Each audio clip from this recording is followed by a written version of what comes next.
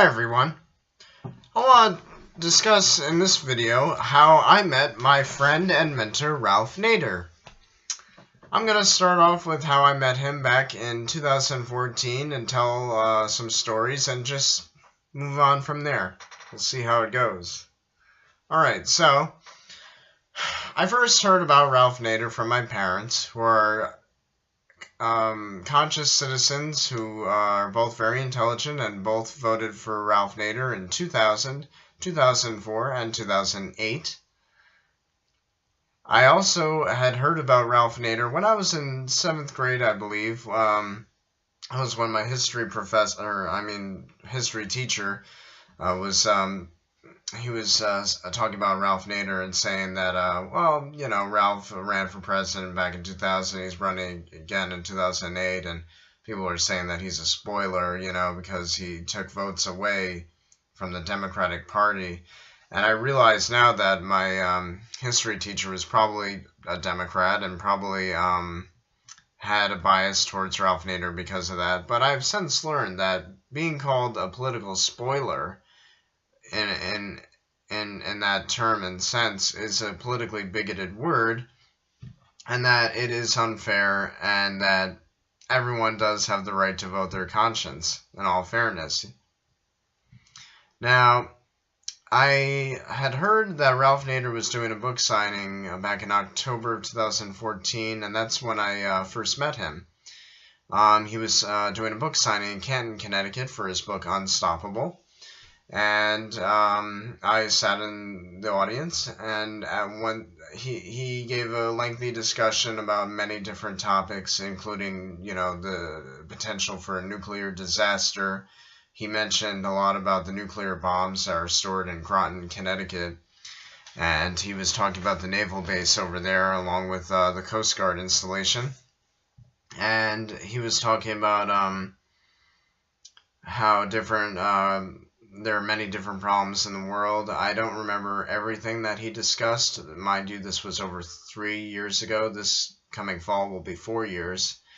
Yeah, me and Ralph Nader go way back, I would say. I've definitely corresponded with him numerous times, and I can list all those times.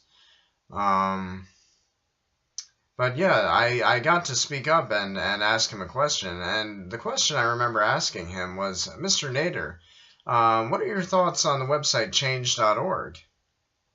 And he responded by saying, well, I was at a conference in the San Francisco Bay Area. It was me and George Soros and a few other people. And I would like to mention, I thought it was very interesting that he mentioned the name George Soros, because a lot of people connect George Soros to the Democratic Party, and knowing that Ralph Nader himself has acknowledged that he is familiar with George Soros, the billionaire investor, it makes for an interesting discussion. Now, I'm not going to speculate as to whether Ralph Nader might have any communications or any connection with Mr. Soros other than the fact that they know each other. One can speculate, though, that Ralph Nader might be working for George Soros. I'm not going to be the person to speculate on that, however. Now, it had been a gap in time since, at the time, I was a sophomore in college. I'm still getting my college credits organized, and that will be for another video in my discussion. I was attending Manhattanville College at the time that I had first met Ralph Nader, and this was in the fall of 2014. And I had done it on my own. I had traveled on my own up to Canton, Connecticut, I, in a way, tweaked the lesson plan for my political science class, because I thought, wow, I could meet the consumer advocate, the lawyer, the man, the myth, the legend, Ralph Nader, and be able to talk to him. And I thought that that would be an interesting discussion for the lesson plan and for my political science class. And I felt proud to acknowledge that. And many students were impressed that I knew Ralph Nader and who he was, and and they told me that their parents had voted for him as well. So, yeah, a year went by. I met Ralph for the second time. This was, this had been after I had entered to win for a contest for the APB speakers group. I had entered to win a contest on Twitter when I had my account at the time, Rob the Promoter, on Twitter. I entered to win the book Unsafe at Any Speed. It was an autographed copy, and I won. And I was so happy to hear about that when I got my book in the mail and I was told that I had won. I was very, very happy. And so I heard, I kept up with Ralph again, and I heard in around January or February 2016 that he was going to be giving a speech in a high school. I don't remember the name of the high school. It was in northwestern Connecticut. Yeah, northwestern Connecticut somewhere, perhaps North Fork High School or Canaan High School, one of those. It's up there in Connecticut. It's about an hour and a half drive from where I live. And I decided to go to that speech as well. And Ralph, being the sometimes politically divisive person that he is, I remember him making a lot of interesting comments at the time, even some of our president at the time, President Obama. And I remember he sarcastically talked about Obama and the ideas of hope and change. And then he made a sarcastic comment about that. I guess it was because, you know, I don't know if he has a good rapport with President Obama, former President Obama now. Other than that, though, it was an interesting speech. There were a lot of senile people there, I would think. I'm not going to say Ralph is senile, despite the fact that he is getting up there in age. And that's not a note to discredit Ralph at all. I think he is definitely someone to be looked up to acknowledge, yeah. So moving on, I've already put 7.5 minutes into this video, and I would like to move on of the next few times I met Ralph. I remember going up to Winstead, I believe it was in April. It was the unofficial opening of the Tort Museum, and Ralph was speaking at the church. This was in April of 2016. He was speaking at his hometown church in Winstead, and I listened to him talk, and it was him and a lawyer by the name of Garabedian, who went after the Archdiocese of Boston for their illegal perpetrations against young men in the Boston Catholic Church and that system of corruption that exists up in that region. But I'm not going to talk too much about that. And so I met Ralph again a couple of times. Once again, I went to the booming Winstead Book Festival, and I got to talking to him, and it was really funny talking to him face to face again. And I looked at him and I said, you know, can you just please just acknowledge the fact that Hillary Clinton would be a much better president than Donald Trump? And he was very adamant about what he said to me. He looked at me very seriously and he said, you do know that she still has her finger to the corporations, that she is not someone to be trusted, she's a hawk. And he was very adamant about that, and he was very forthright, and he definitely stuck to his guns, so to speak. I respected that, I acknowledged that, and I understood it. Okay, I understand the political divisiveness of Washington and politics in general, and of course Ralph famously said, if you're not turned on to politics, politics will turn on you. Now, once again, I have 9 minutes into this video already, and you know what? I'm speaking, and I'm not caffeinated at all. I don't have any coffee in my system, and I probably would be able to give a better vibe and a better speech and discussion, but you know, it is what it is, and this is what I'm saying, and this is my discussion, my video. I met Ralph again after the Winstead Book Festival. I think I went up there 2 days in a row. So the second day I got to talking to him, and we talked a little more, and I bought his book, Getting Steam to Overcome Corporatism. And he said to me that never to give up on what I believed in, to always focus on what's important, focus on justice, focus on bringing justice to the people, and that I need to really work hard for that.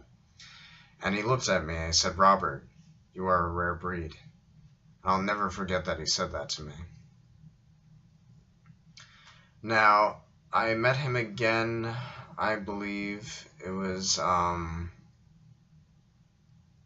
April or May or June. Don't remember, the months just roll right into each other. I don't even remember.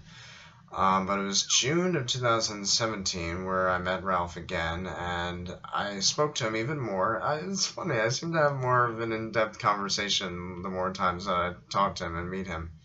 But this time when I had met him, I had told him about my failed petition on Change.org, which was to bring commuter bus transportation to my hometown of Southbury, Connecticut. And what I wanted was, at the time, I didn't have a car. I didn't get my first car until this past summer of 2017. 23 years old, got my first car. And I had, my goal in the petition was to get commuter bus transportation in Southbury. I felt that it's considered to be rural Connecticut, and I wanted that very much. And I just felt, if you had a bus that just stopped like once every hour, or even once every 3 hours at the end of this the road where I live on, which adjusts to a state road, I felt that would be a good idea, and that would be economically feasible. But that petition failed. I only got 6 signatures on that petition. I remember saying to Ralph, "This is what I did. I promoted my petition on Twitter to 5,000 people every day for a month. I talked to so many people on Facebook. I talk to people on Facebook that don't even answer me or don't even write back to me. So what am I supposed to do? You know?" And he looked at me and he said, "You're not doing anything wrong. You know, you just keep doing what you're doing. I mean, you know, travel to bigger cities, visit New Haven, visit Bridgeport, talk to some of the locals there, talk to, you know, the minimum wage workers, talk to the maids that need to take the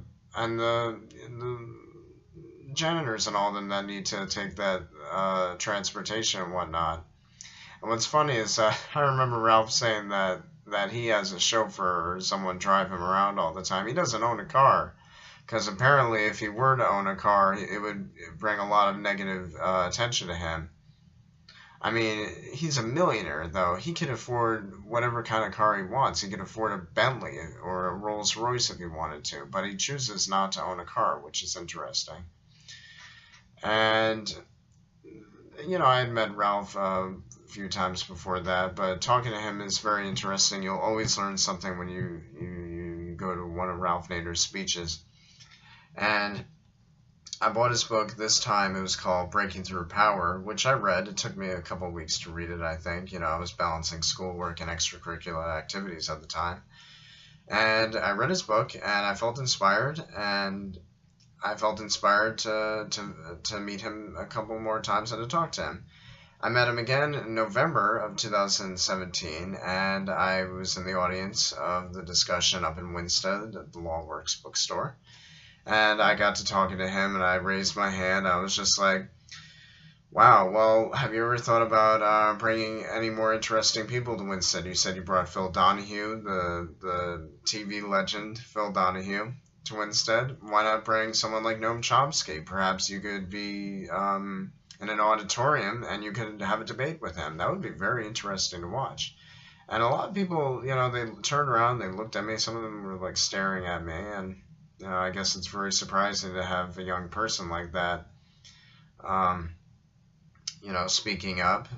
And I felt that at times when I spoke up, it inspired others to speak up, and that was something that I was proud of. But anyway, he said, I don't know if I'll be able to do that. The logistics in that are difficult, but it is something worth considering, and we would need a moderator. And so that was that, and I had bought another one of his books. I think this was the 4th book of his that I bought. It was called Only the Super Rich Can Save Us. It's kind of, that book is a little bit out there, I'm going to say. It involves some characters who are now, you know, questionable people. You would have to read the book to know what I was talking about. I'm not going to mention their names in this video. But that's the book, Only the Super Rich Can Save Us. And I met Ralph again, and I got to talk to him even more this past December. On December 18th, I went up to the Lawworks bookstore, and I walked right up to him, and I went to shake his hand, and he's known to be a hypochondriac. And he said, "No, elbows. It's flu season." I was like, okay. All right. And I showed him my notebook and my journals and everything of my ideas that I had for him. And it included starting a media company with Phil Donahue. I said to Ralph, listen, you're friends with Phil Donahue. Why don't you start a media company with him? You could have like a newspaper, a publication, an online publication. You could have a TV show, a program. You're always talking about how we on the airwaves. Why not do this? And then I was telling him, hey, why don't you also write a book about your younger days, like when you were traveling around the world and visiting unique places and stuff like that. And he was interested. He said, you have great ideas, but I have ideas of my own of what I want to do, and, you know, once again, stuck to his guns about that. And that was that. I'm going to try and do a part 2 of this video because there is more, and I have 17 minutes on this video already, so I'm going to conclude this video and upload to Facebook.